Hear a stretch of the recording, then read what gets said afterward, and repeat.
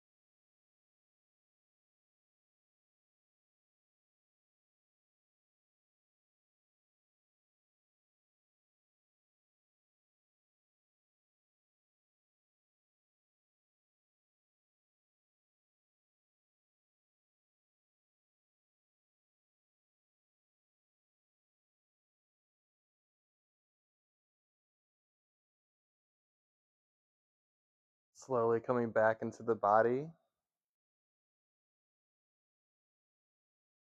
Finding a little movement in the hands and toes. Twisting the body a little bit for a quick wake up. Rolling with our knees to our chests. Back and forth on the spine. We'll come sitting and move from sitting, come up into a standing position.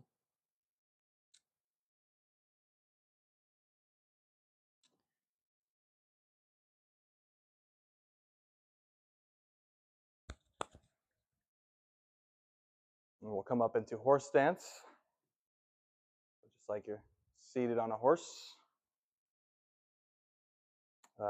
Nice bend at the knees.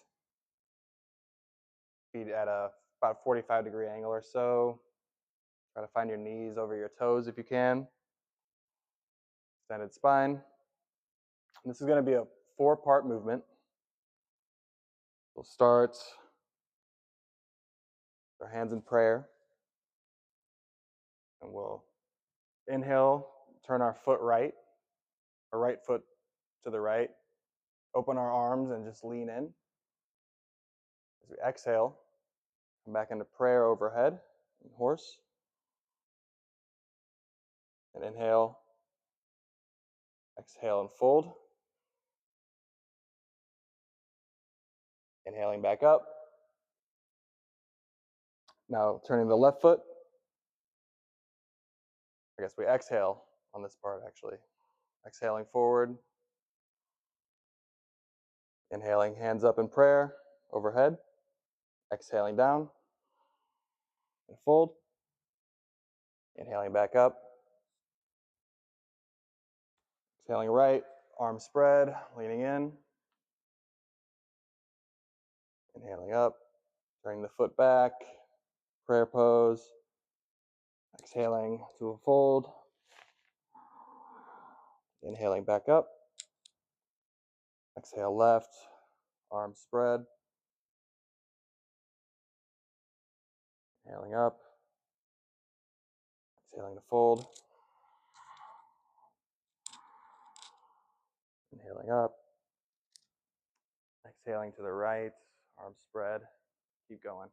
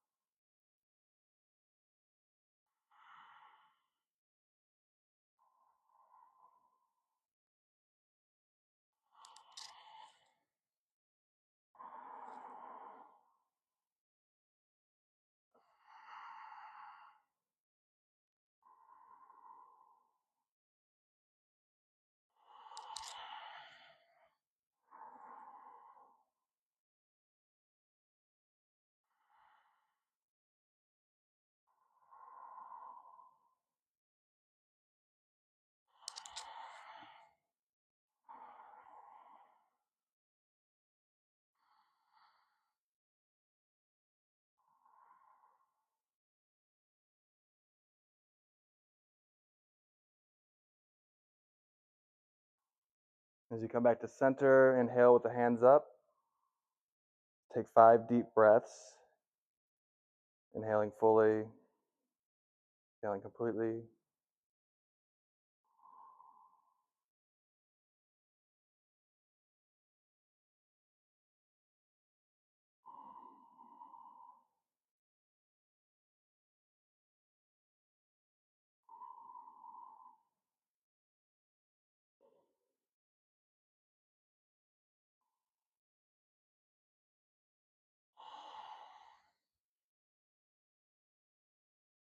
And just come into standing, and we'll relax for a moment. Shake it out if you need to, if you're feeling it.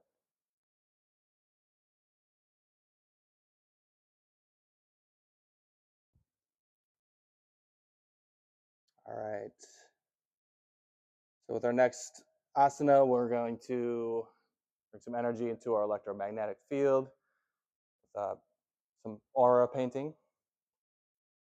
So to paint the aura, stand with our feet hip width apart, shoulders back a little bit. Inhale the hands up. Through exhale, coming down, bending the knees. Bring the arms back behind you. And as you bring it up and inhale, let that momentum carry you back forward. Leaning back a little bit on the rise, and then exhaling back down. Just keep following this motion.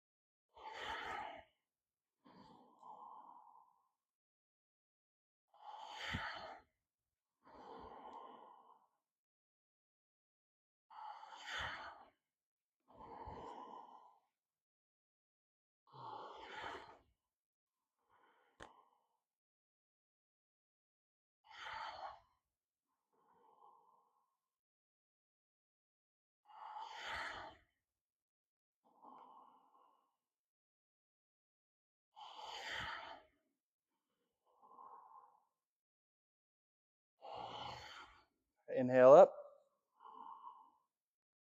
and hold. And bring the arms down in an arc to your sides, slowly drifting, falling leaves. You exhale.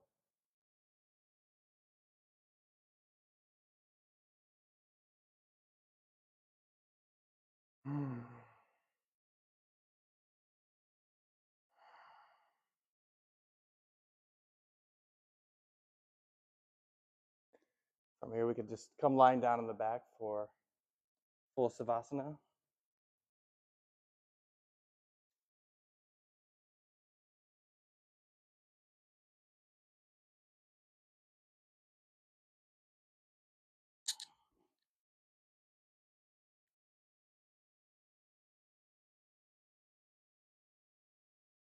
Taking deep breaths in, deep breaths out. Following the breath as it moves through the body. Let your focus follow the breath all the way down, throat, through your chest, down to your feet. Trace it back up on the exhale. Your toes and your legs, pelvis and abdomen, your back, your heart and your lungs, throat and your jaw, through your arms and your fingers, your cheeks, your eyes. Every breath, find yourself deeper and deeper into a relaxation.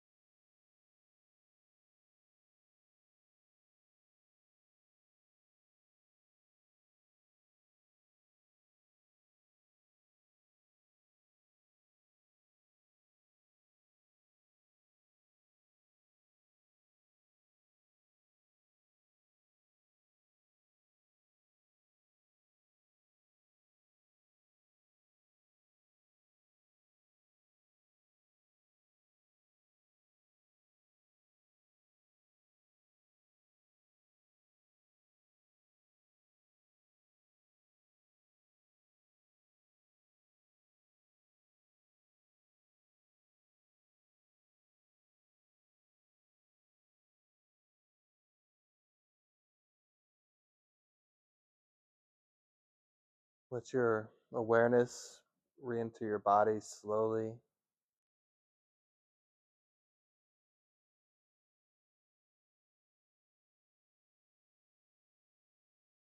Connecting with your senses. Slowly blink the eyes a little bit and notice the noises in the room. Bring a little movement to your fingers and toes. A little gyration to the ankles and the wrists, clockwise, counterclockwise. Starting to slowly wake up our limbs. And turn the feet left and right. Bring the palms together, the soles of the feet together, and just give them a little friction and movement. Getting a circuit in our nervous system. And with a deep inhale, extending your toes down, your fingers overhead, a nice full body stretch.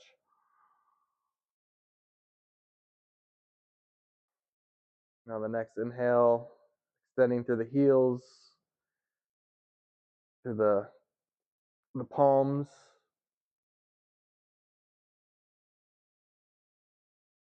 And bringing the arms to the sides, just lift one knee up, cross it over the body for a nice cat twist stretch.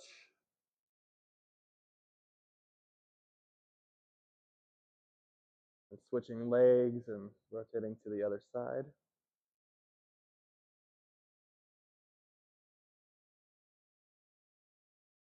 From here we can bring our knees to our chest, giving them a nice hug, rocking back and forth from the spine.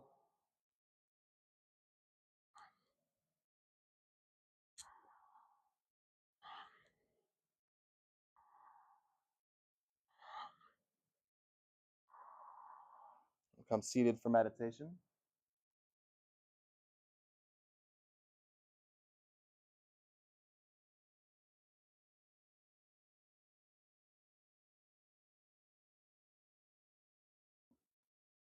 So for our meditation today, we'll be touching into the realms.